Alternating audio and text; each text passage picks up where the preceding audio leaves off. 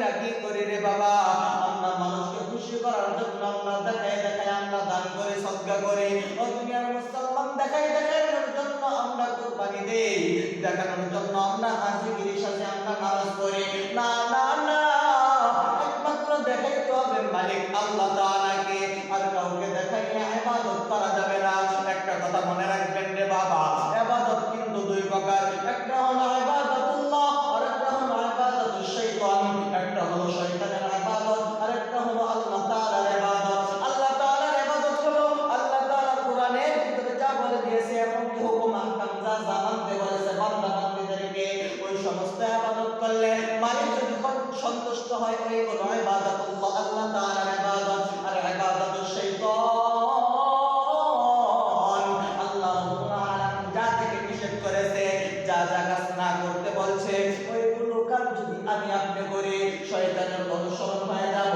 ও দুনিয়ার মুসলমান, আর আল্লাহ তাআলার অসন্তুষ্ট যদি আল্লাহ তাআলা আমার আপনার জন্য হয়, শয়তান সন্তুষ্ট হয়ে যাবে।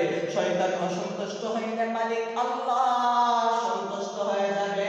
ও দুনিয়ার মুসলমান, সেজন্য আজ থেকে তওবা করব। আসেন, যদি জান্নাতে যাইতে হয়, যদি জাহান্নাম থেকে আমরা বাঁচতে চাই, তাহলে সর্বোপরি জান্নাতের কাজগুলো আমাদেরকে করতে হবে। আর যদি আমরা জান্নাতের কাজ না কইরা দুনিয়াতে আমরা যদি থেকে জান্নাতের আশা করি, লাভ নাই, লাভ নাই। দুনিয়াতে থাকা অবস্থায় জান্নাতের সার্টিফিকেট অর্জন করতে হবে, জান্নাতের টিকিট অর্জন করতে হবে। ভাইজান, জান্নাতের যদি আমরা সার্টিফিকেট অনুসরণ কইরা যদি আমরা টিকিটটা আমরা ফলাফল যদি 100 এর ভিতরে 100 করতে পারি ভাইজান, তাহলে জান্নাত আমার আপনার জন্য সহজ হয়ে যাবে। আর দুনিয়াতে থাকা অবস্থায় আল্লাহর হুকুম মানলাম না, নামাজ পড়লাম না, রোজা রাখলাম না, আজকে আমাদের সামর্থ্য থাকলে হজ করলাম না, কুরবানি দেওয়ার সামর্থ্য থাকলে কুরবানি দিলাম না। মোট কথা হলো, মালিক যত আমাদেরকে হুকুম আহকাম মানতে বলছে, ওইগুলো আমরা কাজ করলাম না, কিন্তু আমরা ঘরে শুয়ে শুয়ে আশা করলাম যে আমরা জান্নাতে যাব। আরে ভাই, অনেকেই নামদারি মুসলমান, কামে মুসলমান না।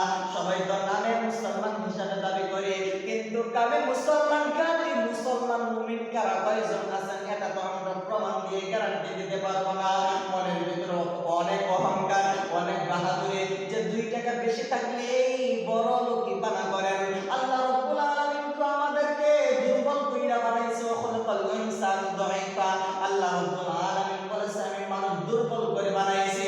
ও দুনিয়ার মুসলমান, আল্লাহ তাআলার এত শক্তি, এত শক্তি, এত জ্ঞান, সমস্ত পৃথিবীর মানুষের জ্ঞান যদি একত্রিত করা হয়,